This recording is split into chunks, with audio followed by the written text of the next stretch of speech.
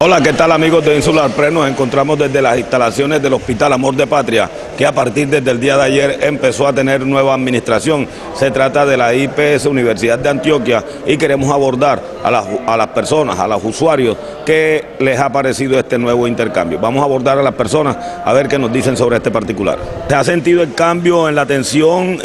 ¿Cómo la han atendido en el hospital? Pues ahora a mí no me están atendiendo a la mamá y mi patrona. Ajá. Sí, me han atendido bien. Sí, señor, normal. Jefe, ¿qué tal? Bienvenido. Y en una primera instancia, preguntarle si lo han atendido normalmente en el Hospital Amor de Patria ahora con la nueva administración.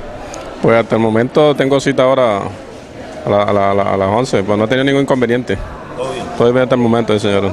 Sí, profesor, ¿lo han atendido en el Hospital Amor de Patria ahora con la nueva administración? ¿Cómo se ha sentido?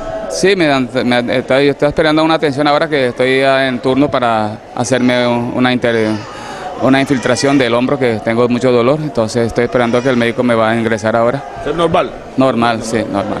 Ok, los trabajadores de planta del Hospital Amor de Patria desde las primeras horas de la mañana se volcaron hasta el edificio del ente asistencial con el propósito de hacer diligenciadas las hojas de vida en el cual entrarían a laborar con la nueva empresa IPS Universidad de Antioquia, que a partir del día de ayer está manejando los hilos de la salud en el departamento. Vamos a abordar aquí a la gente. Señor, ¿qué le han dicho a usted sobre la situación laboral? Pues en parte de la situación laboral, pues estamos esperando que van a haber una pequeña reunión inicialmente con la parte asistencial y luego con la parte administrativa. Bueno, vamos a abordar aquí, jefe, ¿qué va? La situación suya, ¿cuál es en estos momentos? Bueno, la mía y particularmente la de varios compañeros del área administrativa, no tenemos nada claro, pues hasta ahora lo que hemos sabido de parte de boca de la IPS entrante es que más del 90% de la parte administrativa va a quedar cesante, no va a tener laboro.